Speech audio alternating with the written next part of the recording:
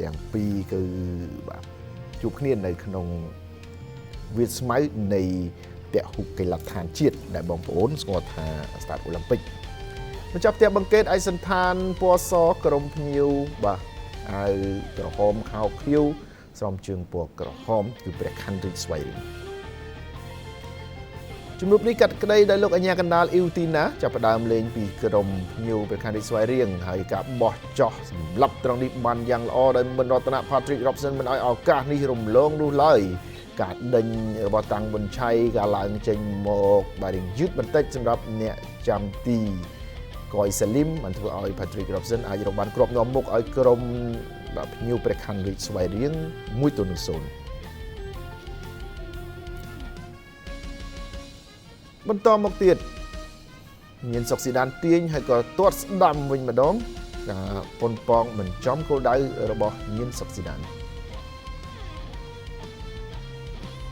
បន្តមកទៀត Patrick Robson ក៏ប៉ុនប៉ងពីចំហៀងតែបាល់នេះចេញក្រៅបុកសំណាញ់ពីចំហៀងនោះទេ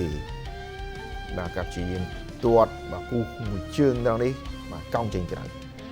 សុនខាលីបញ្ជូនទៅហើយម៉ាត់ណូរុនទាត់តែក៏ត្រូវជើងរបស់ខ្សែការពារព្រះខ័នរាជទៀតចេញក្រៅបាទត្រង់នេះការប៉ែនហើយក៏ទាត់ទៅតែក៏មិនបានសម្រេចនោះទេភាពសោកស្ដាយរបស់ម៉ាត់ណូរុនហើយក៏មានការវិបកនៅនាទីទី42សៀងចន្ទធាក៏ទាត់ដែរតែទាត់ទៅត្រូវកយសាលីមរារាំងកយសាលីមរារាំងនេះបាល់នេះបានសម្រេចចូលដល់វគ្គទី2យើងឃើញថាមានការប្រែប្រួលដល់គួរឲ្យកត់សម្គាល់ពីការប្រើនៅយុទ្ធសាស្ត្របាទថ្មីតែយ៉ាងណាក៏ដោយត្រឹមនាទីទី46នេះគឺយូដៃអូហ្កាវ៉ាបាទទាត់ត្រង់នេះបុកនឹងបង្គោលទីដំណងណា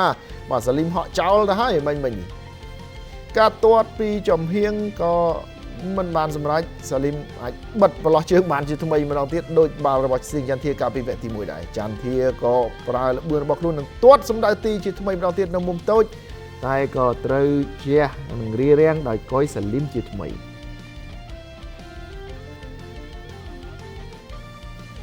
បាទនេះគឺជាការរារាំងរបស់សាលីមហើយបាទនៅតែជាការប៉ុនប៉ងរបស់ព្រះខ័នរាជស្វ័យរៀងអូហ៊ូយបាទយើងមើលពីលបឿនបាល់របស់យូដៃគេប្រកែកទាត់ពីលើប្រអប់បែបនេះហើយបើសិនជាមិនជះមួយទំហឹងដោយកយសាលីមទេបាល់នេះច្បាស់ណាស់ថានឹងប៉ោងសំណាញ់ត្រឡប់ទៅវិញការបញ្ជូនឲ្យសេរិសឌីមីត្រង់នេះក៏ទាត់ទៅតែក៏មិនបញ្ហាដែរមុំបែបនេះបាទមិនពិបាកទេសម្រាប់អ្នកចាំទីវីរៈតារានៅក្នុងការសង្គ្រោះ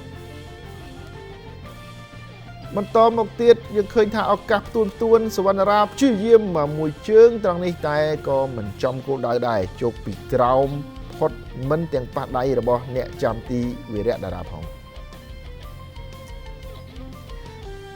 បាទការបាយឲ្យទម្លាក់ឲ្យសេរិសដេមីត្រង់នេះបាទស្ទើរតែនឹងអាចរកបានគ្រាប់បាល់តាមស្មើទៅហើយអ្នកគ្រប់គ្រងគឺច្បាស់ណាស់ថាងើបផុតពីកៅអីដើម្បីតាមមើលតែបាល់នេះបានត្រឹមរត់ទៅរកជំហររបស់អ្នកចាំទីបែបណាក្តីការវិបកត្រង់ចំណុចនេះហើយការប៉ុនប៉ងការប្រឹងប្រែងដោយមិនព្រមបោះបង់របស់បង្កេតរហូតរកបានគ្រាប់បាល់តាមស្មើនៅនាទីទី85ដោយ Iago Bento Fernandes បាទយើងមើលត្រង់នេះសវណ្ណរាបញ្ជូនកាត់ពីមុខវិសាលបាទគៀសមួយផុតហើយក៏ទាត់កោងឲ្យផុតដៃរបស់អ្នកចាំទីវីរៈតារា First touch នេះសំខាន់ណាស់គៀសបានទាត់តែម្ដងបាទគុណភាពនៃការបញ្ចប់ទីឬជាគុណភាព First touch ដែលនាំឲ្យកើតមានការទាត់បញ្ចប់ទីបានល្អអញ្ញាកណ្ដាលក៏ផ្លុំកញ្ចែបញ្ចប់ការប្រកួតត្រឹមគ្រាប់បាល់2គ្រាប់គឺមួយគ្រាប់របស់បង្កេតនិងមួយគ្រាប់ទៀតរបស់ព្រះខ័នរាជស្វ័យរៀង